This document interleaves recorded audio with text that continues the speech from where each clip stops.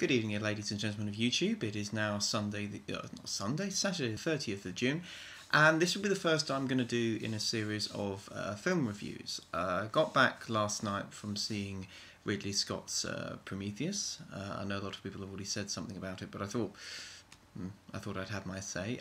Saw the film in 3D, which I'll come on to that in a minute, because I'm not usually the biggest fan of 3D, although I will say some things about that. And I kind of understand that a lot of people have been saying some things about Prometheus. They didn't really get it, they didn't really understand it, they thought it was a bit sort of full of plot holes and all the rest of it. Now, I think what I'll probably do is start off with what I think are the positives of the movie, and then we'll move on to the negative parts of it. First positive has got to be just the sheer brilliance of the visual style and the professionalism in which that film has been shot and put together. It is a beautiful film. Everything in you see... there's a million things going on in every single scene all at once. And there are some scenes, I would say particularly the scenes, for example, inside the alien ship, where you have the engineer, particularly in the control room, when you get these massive sort of holographic displays coming up, that are just incredible. But quick plot introduction for those who haven't seen the film. Couple of scientists on Earth find a series of cave paintings that seem to point to a star system somewhere out in the back of beyond. They take this to a very rich guy, head of Wayland Industries. A couple of years later, we find them waking up out of cryosleep on a ship, descending onto planet. They fight, they go looking for said aliens, and then stuff starts going wrong. Well, as it always would do. And there are going to be some spoilers in this, so if you don't want to hear any of that, that's fine. Log off now, and thanks for clicking in for the first 30 seconds or 1 minute and 57 seconds of the video. Thank you very much. But there is going to be a bit of spoiler stuff in here, so you might want to switch off. What I would say about the going back to the positives, I think Michael Fassbender's performance as David is just wonderful. He is so Machiavellian, so untrustworthy, so unbelievably inhuman, that he pulls off this, coming off as a robot incredibly well. I think Noomi Rapace gives a very fine central performance. I actually think all of the actors in each of their roles actually gives a decent performance. But I do think there are problems with the script. It's very grandiose, quite Shakespearean, and one of the advantages of Alien, and one of the advantages of Aliens as well, was the fact that the okay, fine, I know that Aliens was a James Cameron film rather than a Ridley Scott film, but obviously within this particular universe is the fact that within each of those films there was a certain number of scenes, usually towards the sort of early first quarter of the film, where you got to know the characters, and they weren't having big sort of discussions about the world and the universe and everything in it. They were talking about the fact that they didn't like one another, or when are we going to get paid, or I hate this job, my feet, there's that wonderful scene in Aliens where Hudson gets out of the cryotube and he starts complaining about the fact his feet are cold, jumping up and down on the floor. And there's all that kind of little banter going on between those Marines, and you like the characters, and with very short space of time you really find yourself rooting for the characters. I didn't get that at all in Prometheus. They were just...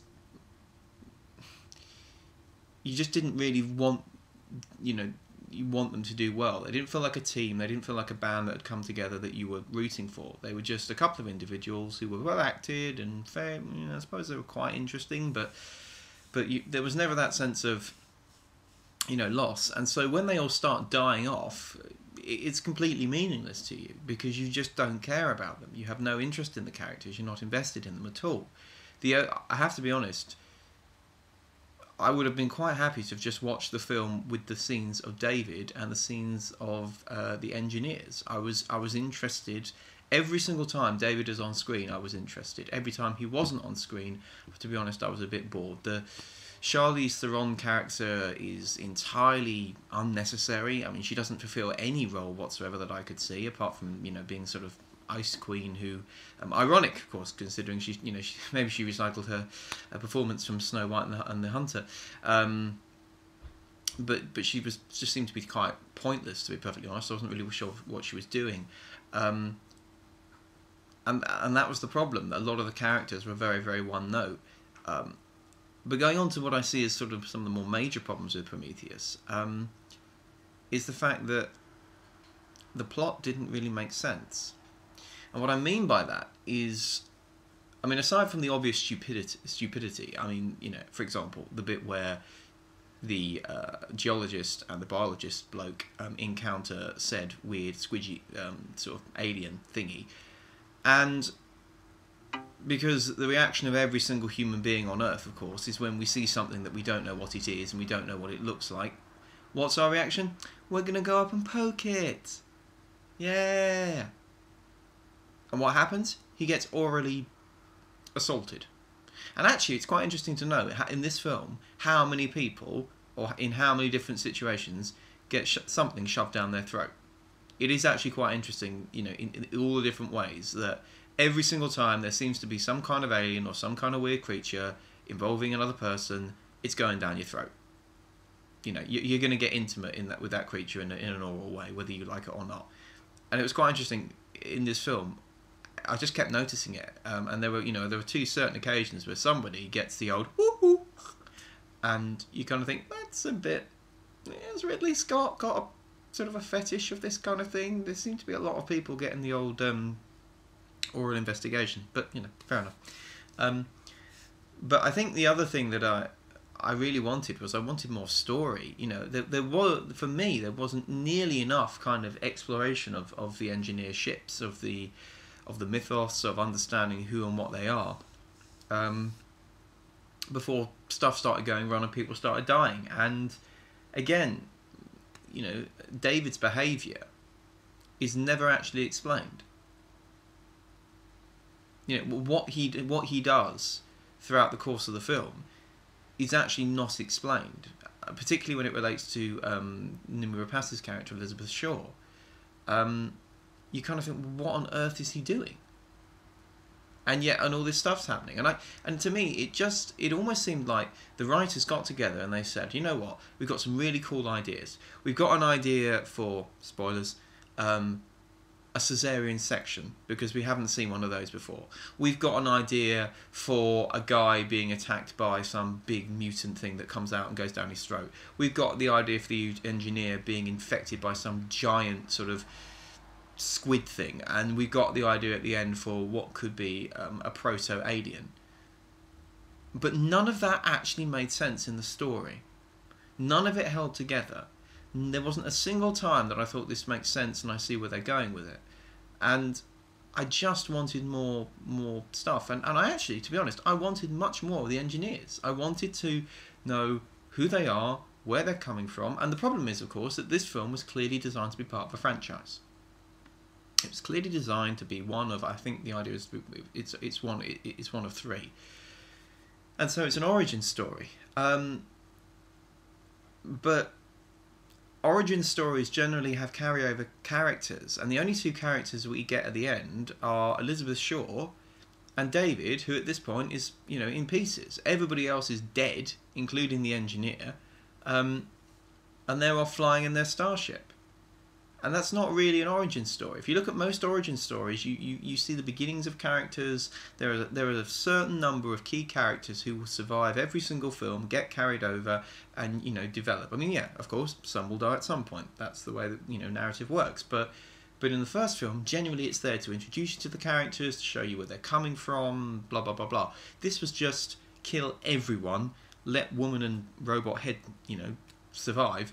And that's it. And I just felt it was kind of almost boring, actually. I mean, I didn't find it remotely scary at all. There were a couple of people in the cinema going, oh, stuff was happening. But I was just sitting there, you know, scratching my nose, eating my popcorn, thinking, yeah, and what's next? You know, fair enough.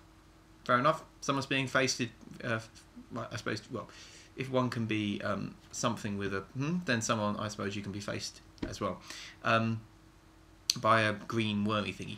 And interestingly enough for me, that the most important things were just completely not picked up on. For example, the alien Muriel, when you saw that, if you glanced down at the bottom of the side of the screen, you saw facehuggers on people.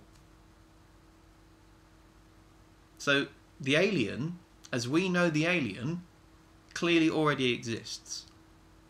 And it clearly has something to do with the engineers. Now, in terms of my own personal theory about what's going on, I I reckon it could be one of two things. I mean, at the beginning we see one of the space jockey engineers sacrificing himself to effectively see planet, and they're clearly planetary engineers. I think that's, you know, the engineer word makes sense. But I reckon what you've effectively got is potentially some kind of religious cult. I think that you have a situation where the engineers that we encounter on LV-426, the planet that the ship Prometheus lands on, are effectively an offshoot. They worship this particular thing that they see as a deity, which we, I think, know as the xenomorph alien, and they are committed to spreading what they see as its kind of biological perfection throughout the world. Either that or it's a weapon system, but I just thought that the temple-esque nature of the structure with the giant head and all the things and the alien mural just made me think that there's a religious element to this that we're not seeing yet. And I think it will be something along the lines of, you know, the engineers through a period of time develop a species that they consider to be the absolute height of biological evolution and perfection, and they worship it, or they have a symbiotic relationship with it, and they're in the process of spreading it throughout known space. I mean, perhaps that was even the point of the human beings in the first place, the fact that you would seed a planet with human beings, the fact that they would, you know, get to a certain size, and then you flood it with this biological weapon to produce the alien species that you're actually after. Who knows? But that's the problem. Who knows? And what happened to the engineers? We know that they died. We know that there were some of them, and again, it's an offhand comment, there were chest bursters, because what he says, oh, it looks as though its chest has exploded outwards. Well, where are they then? Where have they gone? So there were just so many questions in the film that I kind of felt, for an origin story, you're making a huge amount of work for stories for films 2 and 3, because every time you don't answer questions, they have to be carried over, and what you then don't want is effectively 3 to be just this sort of mad effort to tie up all these millions of loose ends that you've created. But as I said, visually, I think Prometheus is stunning, and I have to be honest here. There were moments that the 3D was wonderful.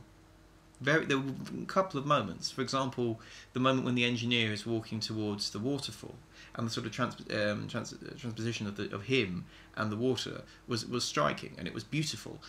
Usually, I hate 3D. I actually think it, you know, most of the time it's slightly out of focus, and depending on how it's done, it, you know, can give me eye strain. But there were certain moments of this that I thought were brilliant, partly because there was none of that stupid stuff popping out of the screen rubbish, which is just cheap and rubbish. Or tacky, I should say. It was much more about depth and perception. But for me, the real standout of the film, the scenes where I just thought, well, that is superb, were the scenes, basically the 2-minute sequence where the engineer gets into the chair.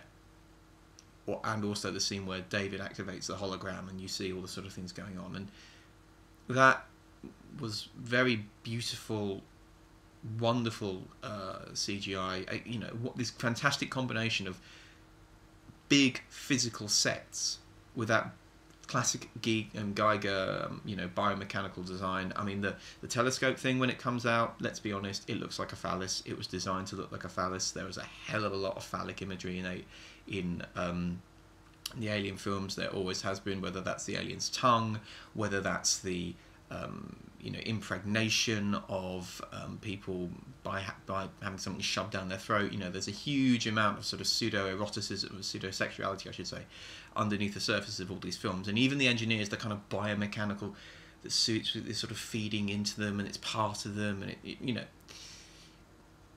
there's a lot of eroticism within these films, I think you can see. And I always think it's interesting how you have the comparison between that biomechanical kind of vision of the alien species and of the space jockeys, etc., and the very clean technical lines of the human ships, which is, you know, as you'd imagine. But I think all that's pretty cool. So yeah, enjoy Prometheus. Would recommend going to see it. Probably would recommend to go and see it in 3D, but I will want to see the 2D coming out. But I just felt overall too many questions, too many unanswered situations, and a story that really needed a bit of kicking. Okay, thanks.